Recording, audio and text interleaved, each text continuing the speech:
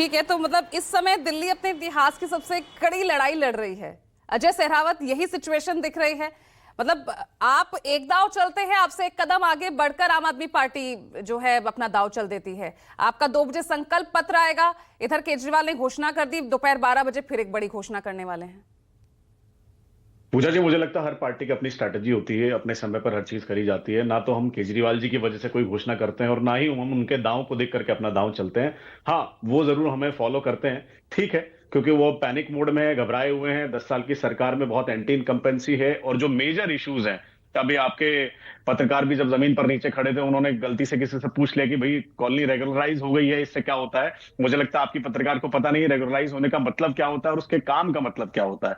Regularise होने का मतलब है कि वो कॉलोनी कागजों में चढ़ जाएगी, उसे इलीगल नहीं कहा जाएगा। वहां मीटर का बिल, पानी का बिल, बिजली का बिल लग जाएगा, लेकिन वहां की रोड की जिम्मेदारी दिल्ली सरकार की है, वहां की नाली की जिम्मेदारी दिल्ली सरकार की है, वहां की सीवरेज की जिम्मेदारी दिल्ली सरकार की है। और इन सारी कमियों पर बार बार आपने सुना होगा, रोड टूटे हुए हैं, नालियां साफ नहीं है, गंदगी चरम पर है। 3-4 मुख्य बिंदु तो आप भूल ही गए। प्रदूषण पीक पर है। और ये जिस पूर्वांचली समाज की आप बात कर रहे हैं, वो कुछ दिनों पहले पूर्वांचली समाज यमुना में, झाग वाली गंदी यमुना के अंदर छठ पूजा मनाने को जब मजबूर था, तब ये लोग कहां चले गए थे। ये वही अरविंद केजरीवाल जी हैं जिन्होंने कोविड के समय पर पैनिक फैलाया था दिल्ली के अंदर और आनंद विहार के डिपो के ऊपर बसें लगवा दी थी कि जो अपने घर जाना चाहता है घर चला जाए। लेकिन कंफ्यूजन भी है ना, कंफ्यूजन भी यहाँ पर दिख रही है कि आखिर पैनिक सिचुएशन है किसके बीच। अजय जी, पैनिक सिचुएशन है किसके बीच? सीएम फेस आपके पास, आप सीएम फेस नहीं दे रहे हैं। कैंडिडेट्स की घोषणा करने में आपने इतनी देरी लगा दी। संकल्प पत्र आज आपका जाकर जारी हो रहा है। कैंडिडेट्स तो कोई ऐसे आपने उतारे हैं जो हारे हुए हैं, बाहर से पैराशूट कैंडिडेट्स हैं।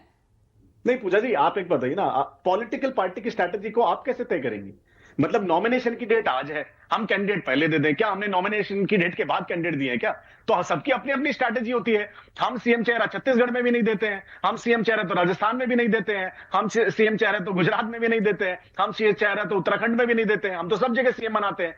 केजरीवाल जी की तो पहली स्ट्रैटेजी है, सबसे पहले जाके सीएम घोषित करते हैं। उत्तराखंड में सीएम की घोषणा करी थी, बताइए क्या हुआ? जमानत जब्त हो गई। गुजरात में सीएम चेहरा दिया था, बताइए क्या हुआ? जमानत जब्त होगी। हरियाणा में सीएम चेहरा दिया था, बताइए क्या हुआ? जमानत जब्त होगी। छत्तीसगढ़ में चुनाव लड़े नहीं, बाकी जगह का इनको पता नहीं। मात्र 2 स्टेट के अंदर ये हैं और दिल्ली के अंदर जो इन्होंने बुरा हाल किया हुआ है सबको और पता 2 है। स्टेट्स में आपकी नींद उड़ा रखी है, इन 2 ही स्टेट्स में आपकी नींद उड़ा रखी है।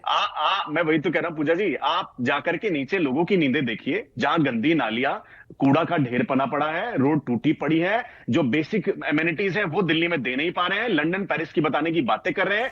पवन शर्मा, जवाब दीजिए, जवाब दीजिए। आप बड़ी बड़ी बातें आप करते हैं लंदन पेरिस दिल्ली को बनाने की, लेकिन मूल समस्याओं पर देखिए कि लोग जी किस हाल में रहे। कल राहुल गांधी भी पहुंचे थे एम्स।